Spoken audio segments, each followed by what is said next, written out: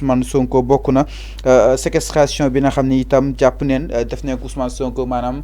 benn séquestration bu arbitraire waaye itam bokk na ci libération et la présentation et la présidentielle ñu libéré ko waaye itam mu fi daal di war a mën a présenté wu jëm si présidentielle 2024 waaye itam bokk na si la restitution de ses biens maanaam daal di koy delloo li nga xam ne que mooy ay alalam yi nga xam ne itam jëloon nañ ko fa nga xam ni itam mooy daan ko Koungheul bokkoon na si moom li nga xam ne que moo di téléphone portable waaye itam koppar gi nga xam ni itam fekk nañ ko si moom ba si arme bi ba si machine bi loolu lépp avocat yi ñu ngi daal di sàkku CEDEAO waa seconde daal di soñ daal di koy delloo di nga xam ne que moo di la restitution de ses biens waaye itam bokk na si la reprise du procès moom ak ki nga xam nekk moo di Adji Sarr maanaam ñu daal di dooraat déclarat li nga xam nekk moo di procès surtout buti ndaxte les avocats d'Ousmane Sonko estiment que ñoom seen client dépose na benn acte non acquiescement donc loolu su ñëwee rek il faut que ñu daal di remettre en question atte boobu noonu te day daal di kasewu bu njëkk ba 2 ans de prison ferme ak 20 mois yi nga xam ni itam tegoon nañ ko sega Ousmane Sonko moom ak ki nga xam nekk moo di Nékhat Ndiaye waaye jàpp leen itam ñoom ñi ngi daal di contester lu jëm de requête yi nga xam ni itam benn bi mooy en référé benn bi mooy au fond par rapport à ce dossier en tout cas ñoom itam ñi ngi woon fa nga xam ni itam mooy zaanu que CEDEAO haute cour boobu noonu daal di fay li nga xam ne que moo di clamer le président Macky Sall son ministre de l'intérieur son ministre de la justice ba si li nga xam ne que moo di le gouvernement exactement par rapport ak bafouillement bi nga xam ni itam jàpp ne ñu ngi koy daal di exercer jëm si ki nga xam ne que moo di Ousmane Sonko Mamour alors encore une fois ñi ngi nekk di user toutes les voies de recours yi nga xam ni itam jàpp ne suñ fa demee rek ab solution dina daal di am si kaw ki nga xam ne que moo di Ousmane Sonko sa libération elle est telle justement imminente booral li nga xam ne moo di ces avocats di woon a ji ñu ngi daal di circuler un peu mal si ay cours après justement ONU waaye itam tenue internationale bi nga xam ne itam Juan doon na ko daal di amal allant dans ce sens. Fallou sànq maa ngi la naan la libération de Ousmane Sonko ça fait partie ci li nga xam ne mooy peut-être les éléments d'une nouvelle démocratie. Okay. Sa libération fait partie des éléments constitutifs ci li nga xam ne moom mooy un pas vers la démocratie. Léegi nag yaa ngi ko wax son pôle d'avocat est en train de suivre li nga xam ne moom mooy seen processus. amoon na say temps si ginnaaw on nous avait dit qu'ils avaient saisi li nga xam ne moom mooy la cour de cassation remettant en cause la décision qui a été rendue dans le procès lui opposant entre le sieur Mame Mbaye Niang léegi nag concernant son cas avec la dame Sarr je pense que tey jii dañuy remettre li nga xam ne moom mooy la décision parce que c'est une décision qui est contestée au moment où bi ñu doon joxe verdict bi il savait pertinemment la position de Ousmane Sonko donc mbirum contumace ak contumax boobu noonu je pense que dafay comme maa la ko doon wax et dañu war a démarrer sur les pas d'un nouveau procès loolu xaju fi fii ak 2024 mooy waral ma ne la candidature de Ousmane Sonko ba tey jii nii il est juridiquement et librement candidat pour les élections de 2024 lii nag du man maa ko wax droit bi moom moo ko wax donc je pense que tey jii peut-être kaddu yi nga xam ne ñu ngi koy yëkkati wala en saisissant peut-être les juridictions internationales dina nekk ay pas yoo xam ne peut-être que dina permettre encore une fois ñu gën a am un éclaircissement beaucoup plus approfondi concernant le cas de Ousmane Sonko et que dina permettre aussi il faut le dire à ce que nos autorités ñu jëlaat li nga xam ne moom mooy beneen tànk delloo ko si ginnaaw léegi nag maa ngi la koy wax le procureur est un juge et il est lié à un serment mais dañuy gis ne que à chaque fois que suñu autorités yi ñoom ñi ngi génn di yëkkati ay kàddu après day amaat ay problèmes yoo xam ne dañ koy remettre en cause sur ce moo tax ma naan la gis nga Fallou la justice doit avoir une certaine liberté et une certaine indépendance di jël les bonnes décisions quand on parle de balance ñun ñëpp suñu xel day dem peut-être que nekk na instrument boo xam ne dafa war a pencher wu sur les deux côtés le constat qu'on fait mooy que tey jii y a un acharnement terrible boo xam ne opposition bi mi ngi koy subir tey jii le constat qu'on fait mooy yàkkamti wuñu lu dul benn journaliste wala taskatu xibaar def erreur ñu convoqué la wala tey jii ñu jël ay daan yoo xam ne dañ la koy teg mu nekk tout un problème toll nañ ci moment boo xam ne à chaque fois une procédure est levée cette population pense à la liquidation politique et c'est le constat bi nga xam ne ñu ngi koy def Sénégal waruñu woon ñëw ba 2023 ak période yëpp yi nga xam ne traversé nañ ko ñun ñuy ñëwaat encore une fois di assister à ce genre de fait là maa ngi la ko doon wax le temps de Senghor il y avait pas trop de revendications sur le plan politique bi fi Abdou Diouf ñëwee les revendications yi nga xam ne on le faisait dans le champ politique ci jamono moom lañ ko accepté woon léegi nag avec le cas de Maître Wade moom am na ay cadres yoo xam ne yëkkati woon na ko si lañ assister de plus en plus à un dégel ba am na ay kàddu yoo xam ne sax yëkkati na ko woon léegi nag yow su fekkee tu es un homme politique nekk dans cette position là à la quête du pouvoir yaakaar naa ne que am na ay erreurs yoo xam ne il ne faut pas le faire au moment où tey jii maa la koy wax y a une tache d'huile qui est en train de se répercuter en Afrique regarde ce qui se passe le constat qu'on fait mooy en Afrique dafa am ay les nouveaux dirigeants ils sont dans cette génération là maanaam c'est après l'indépendance de leur pays xoolal Burkina Faso quand tu entends le leader parler, tu vois en lui Thomas Sankara. Ousmane Sonko, quand il parle en disant qu'en Afrique, il y a une certaine révolution, peut-être que nous bari dégué ou mais juste qu'il est en train de voir un schéma qui a succédé. Donc c'est le moment, encore une fois, à ce que nos autorités, nous révèlent sur le président Sall est en train de vivre ses derniers moments dans la vie politique. Maintenant,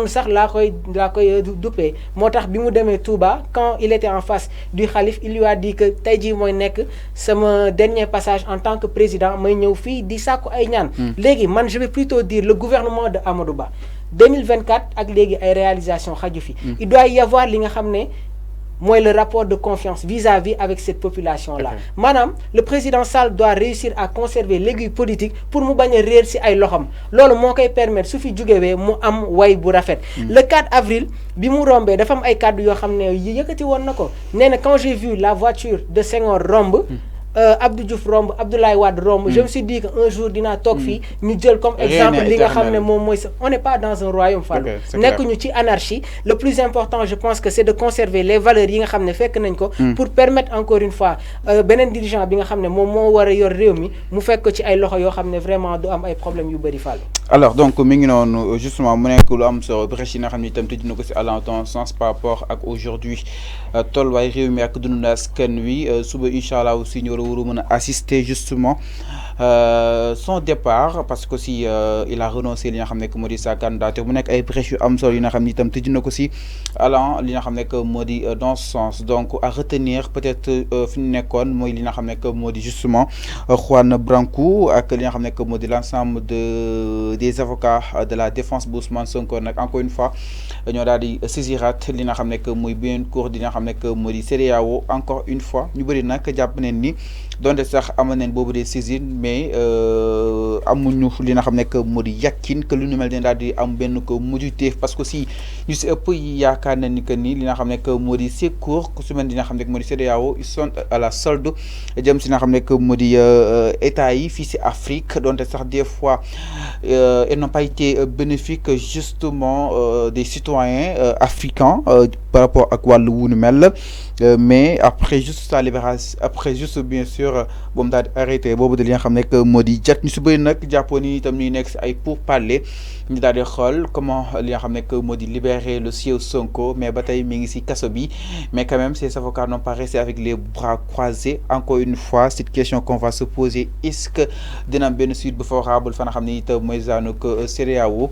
mu nekk kuréel gi nga xam ne itam moo daal di ëmb li nga xam ne que moo di Afrique sowu jant ñi nga xam ne itam ñoo fa daal di bokk de Sénégal mu fa daal di nekk li nga xam ne que moo di adhérent peut-être ils ont bien fait peut-être de poser des jalons des actes pour dire que ñoom nelawuñu benn yoon face ak ki nga xam ne que moo di Sonko encore lépp lu si mën a am rek peut-être ñi daal di xaar dans les heures qui suivent ñu xool ma xam le Sonko dina daal di addu daal di jëm par rapport ak situation bi su nekkee sax benn ko bataaxal parce que doon na ko daal di def El Malick Ndiaye dina ko daal di parvenir mais à un moment donné pour am sax ces nouvelles jëfe na lool peut-être ces avocats ñi ngi si un peu partout mais quelles sont les dernières nouvelles d'Ousmane Sonko lan la ñu mën a daal di jàpp si moom est-ce que ba tey mi ngi hôpital wala kon bonne décision wala kon ba léegi mi ngi pavillon spécial autant de questions yi nga xam ni itam sénégalais bëgg nañ ko xam à temps comme ni nga ko doon xamee chaque 2 jours bu nekk ku su ma di Maître Clédor génnoon def li nga xam ne que moo di sorti encore une fois ñoom itam ils espèrent une suite favorable par rapport ak wàllu wuuru mais lépp lu su mën a am rek jamono ji comme ni koy olof di waxee peut-être ñu daal di xool exactement ma xam ONU bi tout d'abord dina daal di am benn solution ba si toftal si li nga xam ne que moo di CEDEAO par rapport ak wàllu wuuru mais peut-être avant ñoo daal di évacuer boobu des questions avant ñoo daal di évacuer boobu des sujets soo may la si doole rek. waaw moom laa doon wax sànq je pense que l'intérêt exclusif de la démocratie sénégalaise commence par la libération de Ousmane Sonko ci beneen intérêt exclusif bi aussi mooy sa participation dans les jours électoraux loolu mënul ñàkk léegi le constat qu'on fait regarde ce qui se passe aux membres de PASTEF barki Demba Ndiaye amuñu ñoo xam ne dañu gën a jël ay daan teg leen seen kaw. c'est-à-dire léegi maanaam association c'est pas une seule personne Fallou. Regarde ce qui s'est passé avec la dissolution de Pastef maanaam ñoom nee nañu dañu dissoudre Pastef ba pare dem à la recherche d'éléments justificatifs à cette dissolution. barki Demba Ndiaye ñaata nit ñoom ñoo doon demander li nga xam ne moom mooy liberté provisoire dañ leen ko refuser accentuer li nga xam ne moom mooy seen daan lan mooy ñëwaat association de malfaiteurs léegi Ousmane Sonko dafa am daan yoo xam ne njëkk nañ ko daan sénégalais yi naan mais lii fan la jóge c'est-à-dire les charges biñ koy teg yenn charges yooyu noonu am na ñoo xam ne ils étaient dans les liens de la détention mais charges yooyu noonu jëluñu woon ko teg ko seen kaw regarde ce qui s'est passé avant-hier ay nit yi nga xam ne refuser nañ leen seen liberté provisoire wala yenn demande yi dañu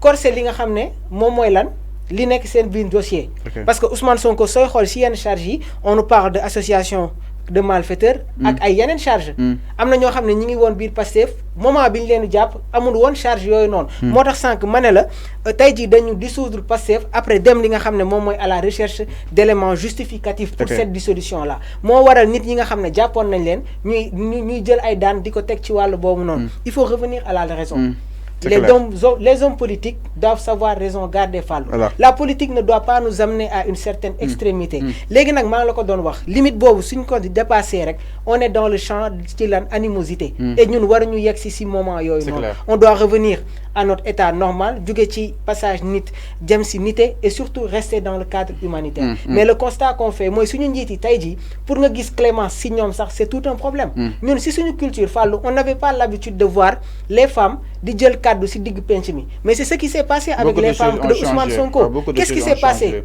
avec les épouses de Ousmane Sonko? Yëkëti wuñu ay kaddu. Mais on fait très rare. Non mais effectivement il y a des choses yo xamné ñun waruñu ko won gis dans la vie politique. Motax mané la en dehors de l'élégance politique bi suñu njit yi Fallou amuñu li nga xamné mom moy ce charme là dans la vie politique. Et lool nak su féké ñëw nañu ba 2023 Fallou di assister waat à ce genre de fait là. Non ñun nañu tok xolaat suñu bop bu baax. Alors tout à l'heure je pense qu'avant le début de l'émission tu m'as demandé ma xam Ousmane Sonko peut-être wax parce que ñi ngi